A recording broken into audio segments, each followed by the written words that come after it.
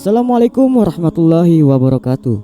Halo kawan-kawan beriman dimanapun berada. Kali ini saya ingin membahas mengenai amal jariah dan dosa jariah. Oh ya kawan-kawan, ini kita saling belajar ya. Jadi mohon maaf jika ada kesalahan kata dari kami.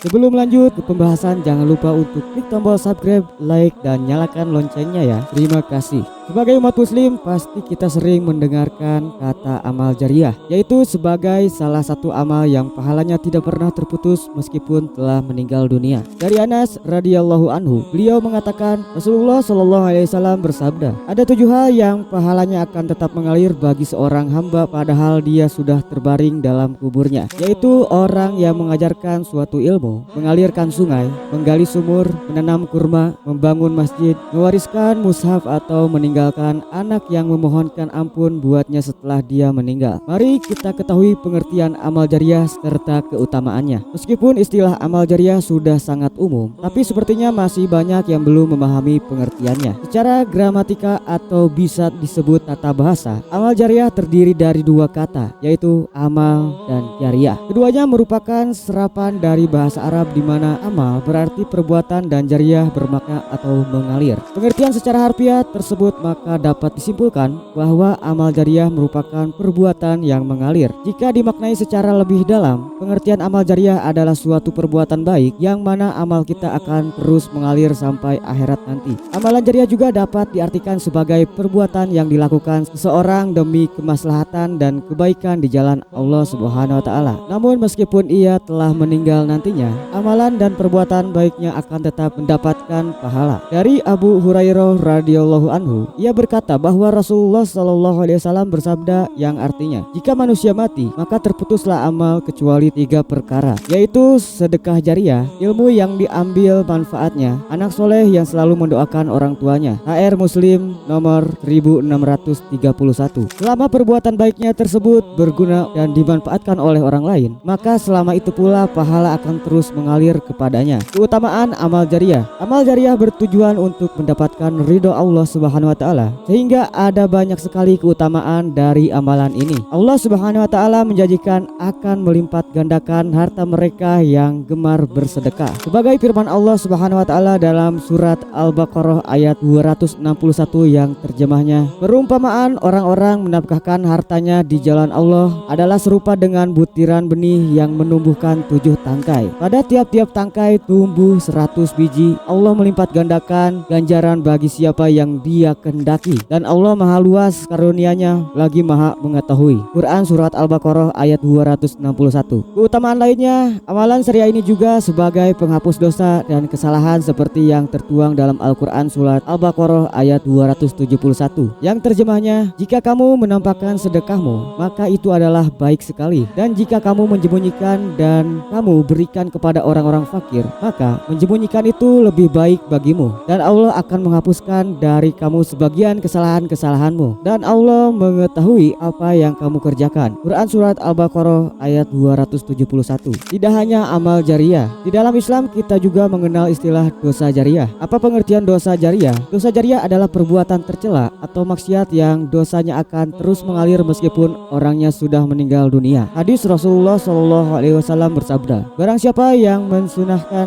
atau mempelopori satu sunnah yang baik, maka ia akan mendapatkan pahala dan pahala orang yang mengerjakannya hingga hari kiamat. Dan barang siapa yang mensunahkannya atau mempelopori salah satu sunnah yang buruk, maka ia menanggung dosanya dan dosa orang yang mengerjakannya hingga hari kiamat. HR Ahmad. Dosa jariah meliputi segala tindakan yang melanggar hukum serta syariat yang sudah ditentukan oleh Allah Subhanahu wa taala dan Rasulnya. Apa bedanya dengan dosa biasa? Disebut dosa jariah apabila orang tersebut secara sengaja maupun tidak sengaja mengajak atau memelopori orang lain untuk berbuat maksiat, seperti yang disampaikan dalam hadis dari Abu Hurairah. Rasulullah SAW bersabda, barang siapa yang mengajak kepada kesesatan, maka dia mendapatkan dosa seperti dosa orang yang mengikutinya, tidak dikurangi sedikit pun. HR Muslim. Perlu diingat bahwasanya setiap perbuatan kita selama di dunia beserta dampak atau pengaruhnya akan menjadi catatan amal kita, baik sebagai amal jariah ataupun sebagai dosa jariah. Allah Subhanahu wa taala berfirman, sungguh kamilah yang menghidupkan orang-orang yang mati dan kamilah yang mencatat apa yang telah mereka kerjakan dan bekas-bekas yang mereka tinggalkan, dan segala sesuatu kami kumpulkan dalam kitab yang jelas. Quran Surat Yasin ayat 12. Jenis-jenis dosa jariah. Setelah memahami tentang pengertian dosa jariah, berikut beberapa jenis dosa jariah yang harus diketahui. Yang pertama, pembunuhan. Membunuh termasuk perbuatan keji yang dilarang dalam Islam. Habil,